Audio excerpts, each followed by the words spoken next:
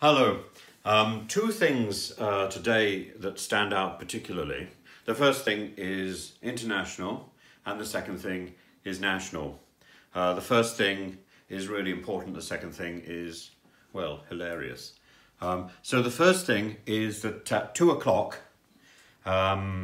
today, Navalny's people are urging Russians to get onto the streets and protest against this war, saying very clearly this war has made a mockery of all the work that Russian scientists, sports people, artists, academics have been doing for years and years and years.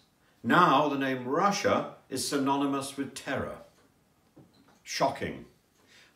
Russians need to get out onto the streets and make it clear they don't want this war. If enough people get out, it may actually mean it's safe. At the moment, of course, it's very risky to protest. So this is a daring call and it will require bravery.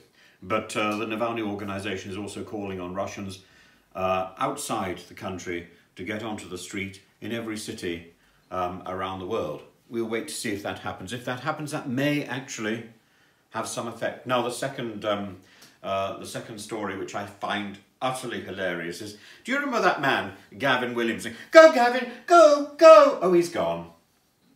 Gavin Williamson, that man who was twice sacked from government. Twice, not once, twice. Who proved to be probably one of the most ineffective education ministers, other than the extraordinary woman that I met in Russia, who was the education minister there. I'll talk about her another time, I think.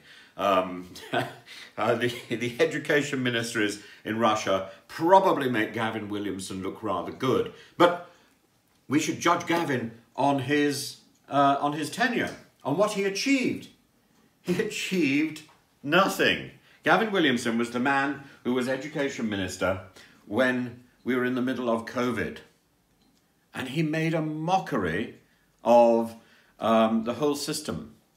Children who went through that period are now trying to recover. I know because I teach in a school, and I know the problems that those children now are suffering because of the 2-year hiatus. It didn't have to be like that. We were dealing with an education ministry that was controlled by a twit. This twit is now going to be knighted. Why? Why would you knight somebody who has failed twice? I wonder if we're knighting his tarantula as well. His tarantula was called Kronos. Now, I would like to know if Gavin Williamson, this man who has a pet tarantula called Kronos, knows that there are two words for time in Greek. There's Kronos, which is chronological time, of course, and then there's Kairos, which is the right time. And there is no right time for Gavin Williamson's knighthood. There is, of course, a right time for Russians to gather together to oppose the war, and we will be united with them today at 2 o'clock.